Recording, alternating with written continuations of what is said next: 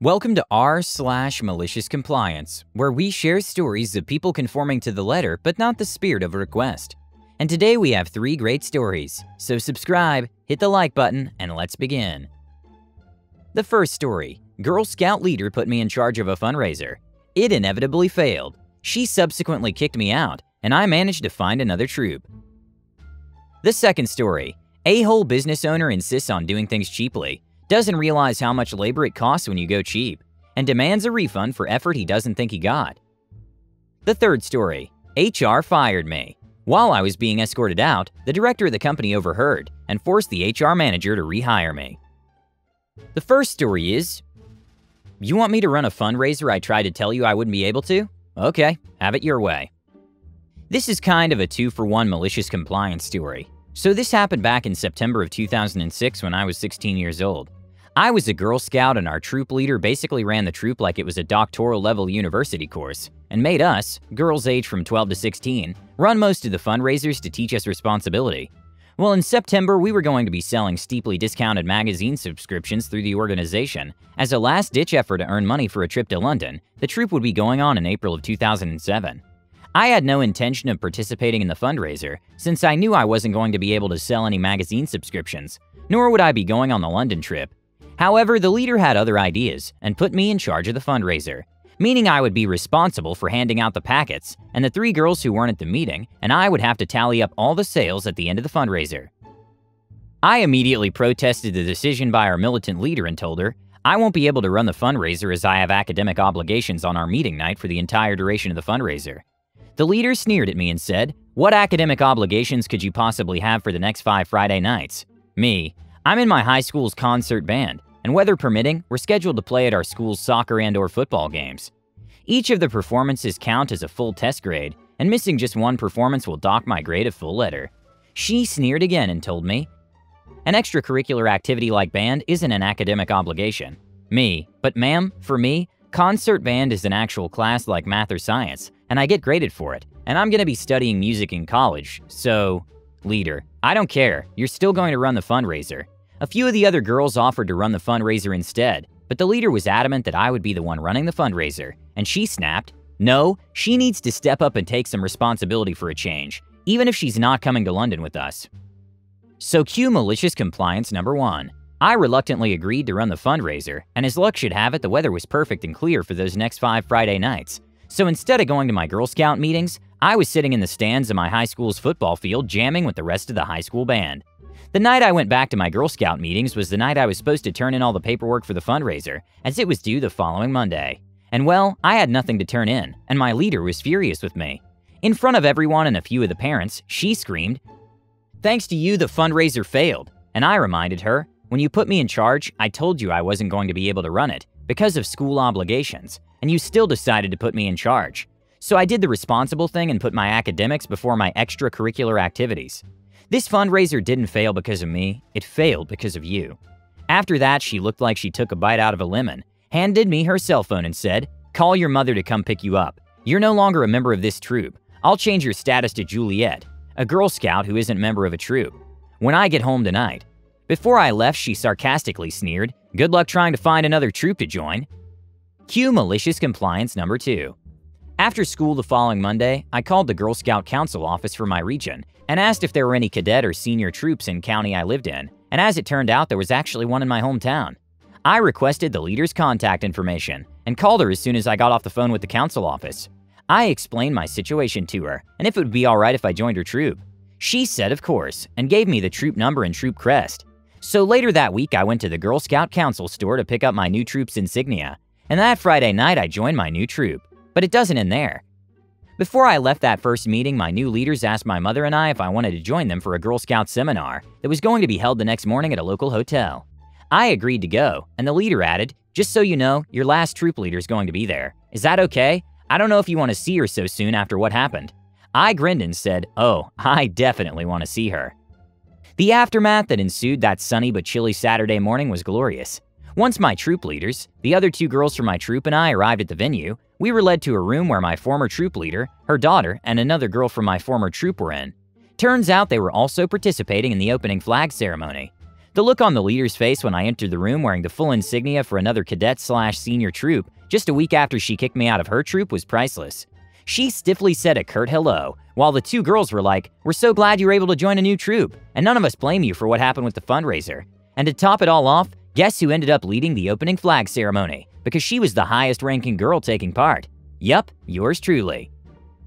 The second story is, why sure, I'll track my time for you. Worked as the only IT guy in a full-time job. After a couple years, we sold off one arm of our company to another entity. This wasn't small. It was about $12 million US. A third of the staff and several computers all go over to the new company. My boss has contracted me to the new company for 20 hours a week until they get settled.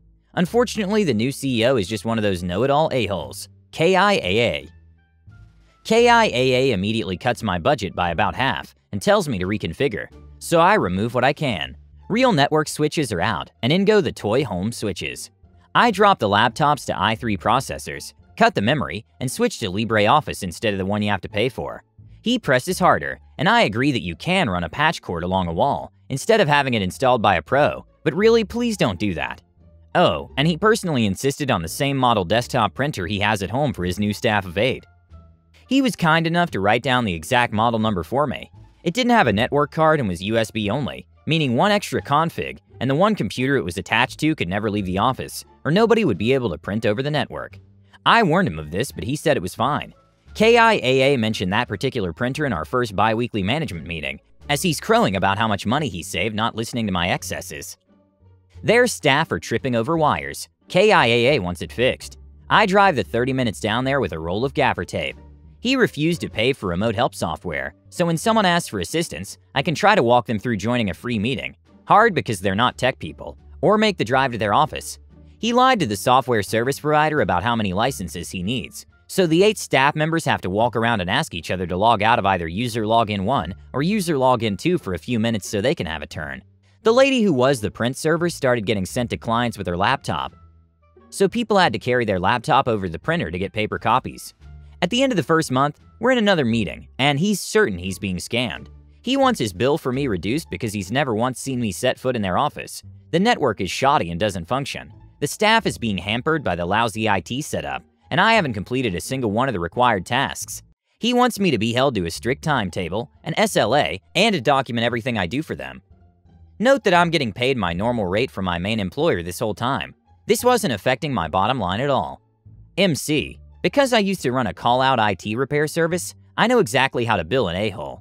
The following month, I spend 10 minutes of every contract hour documenting my efforts. Every time they call, I get in the car and go down there. My documentation shows that I was on their time about 27 hours each week. It lists time in and time out, and has a signature from a staffer saying I was there. It shows I drove down there 3 to 4 times a week, one time twice in the same day. It included cumulative estimates of time and money savings if they went with my original spec. As a bonus, it included KIAA's email, where he instructed me to find one of those pirate sites and fix the Office suite, so they wouldn't have to pay for licenses. I added my refusal email, which included a link to the BSA page where software piracy can be reported anonymously. I emailed this accumulated log in a spreadsheet to KIAA each Friday. At the end of the second month, KIAA sent a scathing email to my real boss, RB, saying that he knows I've not set foot in their office once and have not held up my part. He demanded an in-person meeting with me and RB.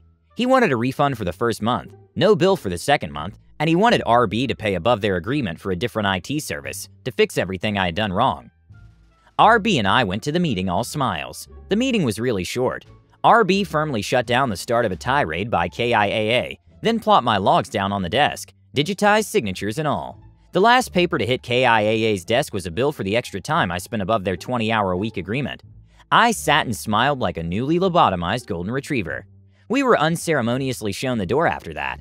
On the way out, RB actually chuckled when he asked if he could see the network cables taped to the floor. He paid the bill as presented. RB decided I was needed back at the ranch and could not be shared after the third month. And yes, I sent his email to the BSA. Haven't heard a response. I also recommended a call-out IT firm for them. That firm manhandled KIAA into a copier contract, and after a few months fired them as a client. I don't have any more moles in the company, as all the other employees we sent them have left as well.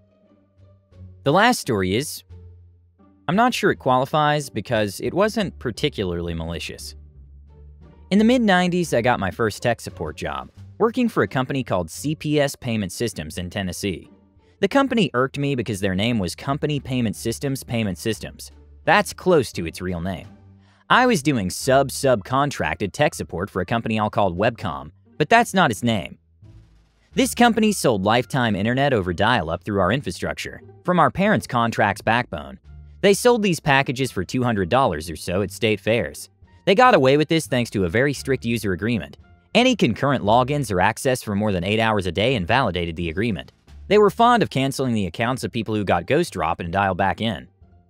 The day before this happened, we had a meeting. Myself and my buddy Tom, that's not his name, with the QA team, who had received a complaint from the Webcon people about us incorrectly categorizing our tickets.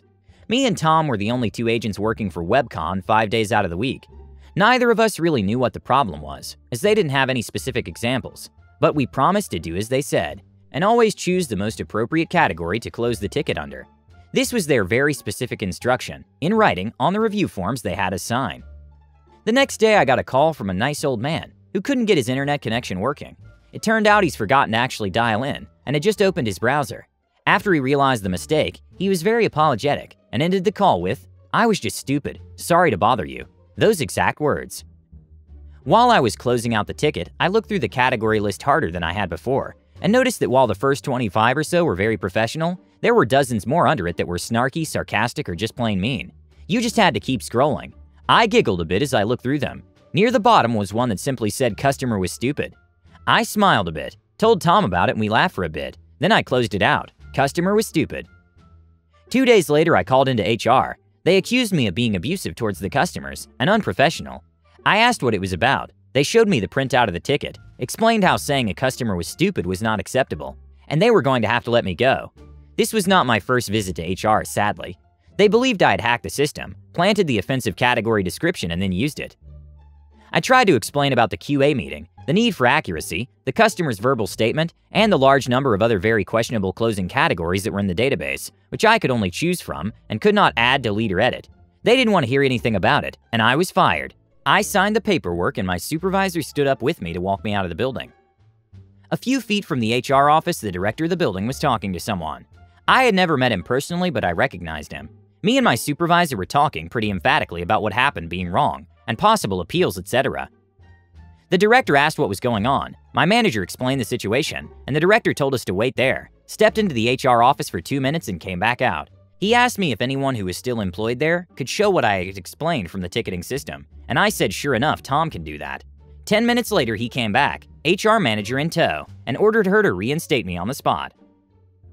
Thanks so much for watching. Don't forget to subscribe if you want to see more stories like this.